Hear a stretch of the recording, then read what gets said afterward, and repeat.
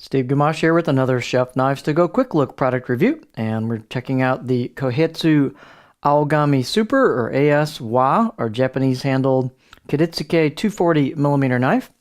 So this line of knives is a core steel of Aogami or Blue Paper Super reactive high carbon steel.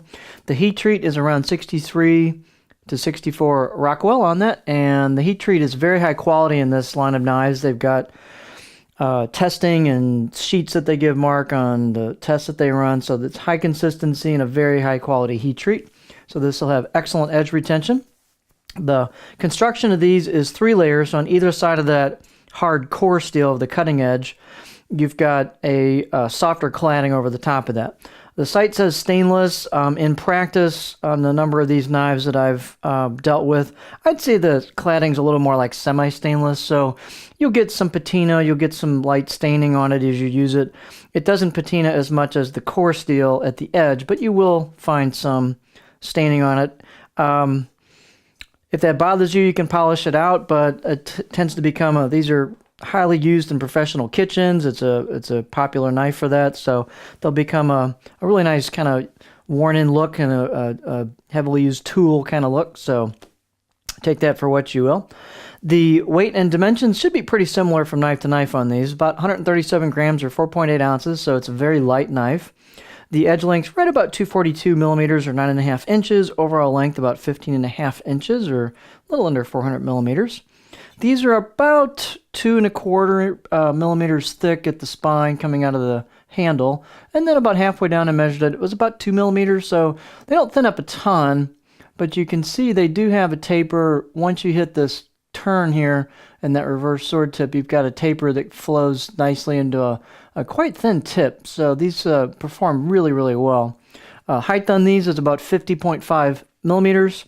Handle is just a basic good quality octagonal hoe wood with the buffalo horn ferrule. You'll normally have a little bit of a bump there between the wood and the buffalo horn. That's kind of normal. Nice tight handle install on these.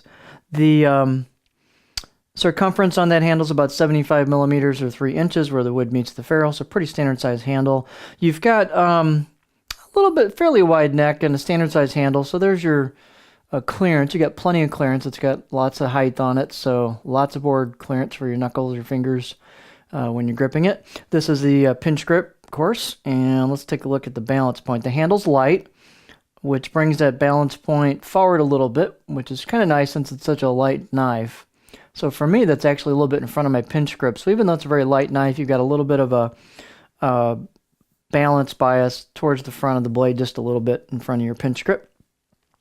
Let's see, out of the box edge on these is very, very good. 6, maybe 7 out of 10.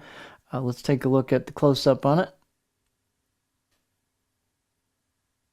You can see the contours of the blade there as the grind comes down from the spine towards the edge. This is the right side of the blade as you're holding it. You've got some embossed pressed in kanji there.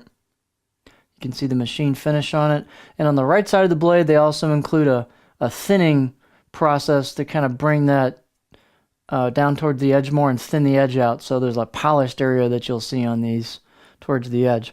On the left side of the blade as you're holding it, it's basically plain. You can see the cladding line there if you look carefully. Bring it a little closer. But there's your cladding line. It's a little bit faint. The right side of the blade, the left side of the blade tends to not have much thinning, but they do it mostly on the right side of the blade. So these get thin at the edge. They're got a little bit of flex. They're fairly stiff for how thin they are. A little bit of convexing. They're very, very good performing knives. Excellent workhorse knives.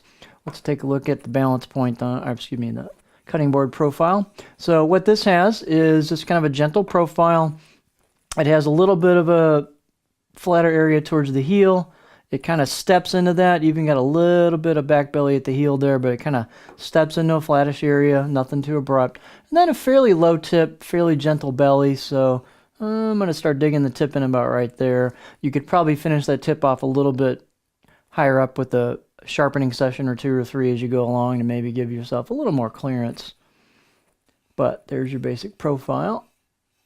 So pretty versatile profile. So this is just a really solid line of knives. This is quite similar in performance to the Gyuto 240. So it's just kind of what shape you want. This has a little more aggressive look to it. I found the tips on both perform pretty similarly, so and the overall performance is quite similar. So a couple options for you. So this is the Kohetsu Aogami Super Wa, or Japanese handled Kiritsuke 240 millimeter knife.